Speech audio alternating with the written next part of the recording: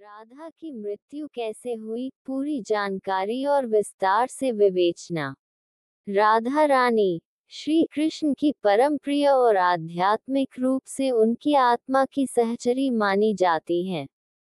लेकिन उनकी मृत्यु या लोक से प्रस्थान के बारे में श्रीमद् भागवत पुराण या अन्य प्रमुख वैष्णव ग्रंथों में कोई स्पष्ट विवरण नहीं मिलता है। फिर भी विभिन्न पुराणों, लोक कथाओं और संत परंपरा में राधा जी की मृत्यु या लोकत्याग को लेकर कुछ मान्यताएं प्रचलित हैं। नीचे हम उन्हीं बातों को विस्तार से समझते हैं। 1. श्री राधा रानी कौन थी? राधा रानी को भगवान श्री कृष्ण की आह्लादिनी शक्ति कहा जाता है, यानी आनंद और प्रेम की वह शक्ति जिससे भगवान स्वयं आनंदित होते हैं। उनका जन्म बरसाना में हुआ और उन्होंने गोवर्धन, वृंदावन, नंदगांव आदि स्थलों पर श्री कृष्ण संग बाल लीलाएं की। 2. राधा की मृत्यु कैसे हुई? प्रमुख मान्यताएं। मान्यता 1. राधा ने शरीर त्यागा, लेकिन मृत्यु नहीं मानी जाती।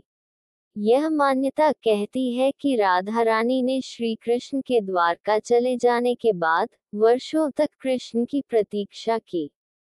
जब कृष्ण का जीवन अंत की ओर बढ़ा, तब राधा रानी अंतिम बार उनसे मिलने के लिए द्वारका पहुंची। वहां उन्होंने कृष्ण से मौन संवाद किया और अंत में उनका ध्यान योग के माध्यम से ब्रह्म में लीन हो गया। उन्होंने शरीर त्याग दिया, लेकिन चूंकि वही ईश्वर की शक्ति थी, इसलिए इसे मृत्यु नहीं, बल्कि लीला समापन कहा जाता है। मान्यता 2. राधा की मृत्यु जंगल में हुई, लोककथा आधारित।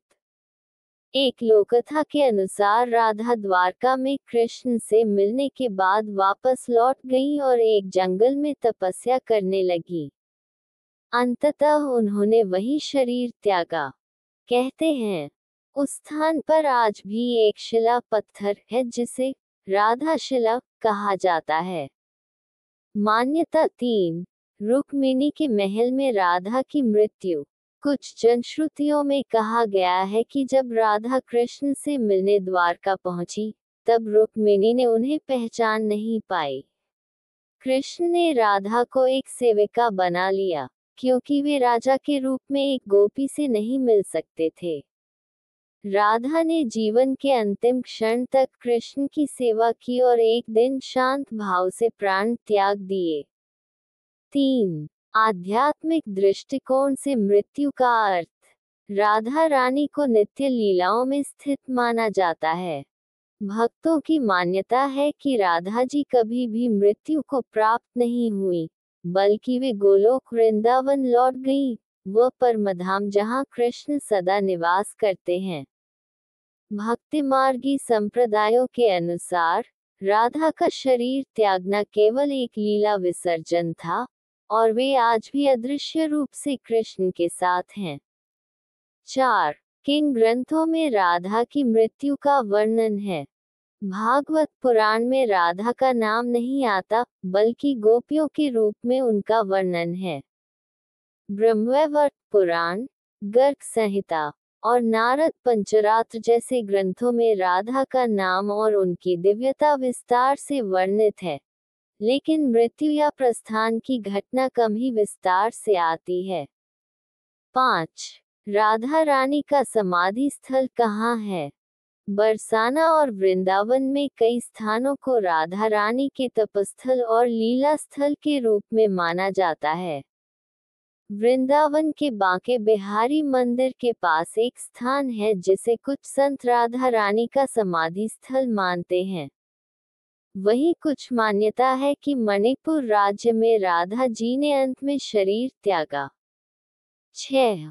भावनात्मक दृष्टिकोण से मृत्यु। कुछ संतों का मानना है कि राधा की मृत्यु श्री कृष्ण के विरह में ही हुई। यह मृत्यु प्रेम की चरम सीमा मानी जाती है, जहां शरीर त्याग देना भी एक भक्ति बन जाता है। राधा का वियोग, उनकी मौन पीड़ा और अंततः उनका शांत होना, यही उनकी मृत्यु थी। 7. निष्कर्ष। क्या राधा सच में मरी थी? भक्ति परंपरा के अनुसार राधा अमर हैं। वे श्री कृष्ण की प्रेम शक्ति हैं। उनकी मृत्यु को सांकेतिक माना जाता है, भौतिक शरीर से परमधाम में प्रवेश।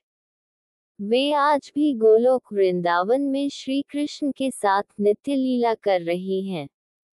भक्ति से जुड़ा संदेश। राधा मरी नहीं, राधा हर दिल में है। जहाँ कृष्ण है, वहाँ राधा है, और जहाँ प्रेम है, वहाँ राधा कृष्ण है।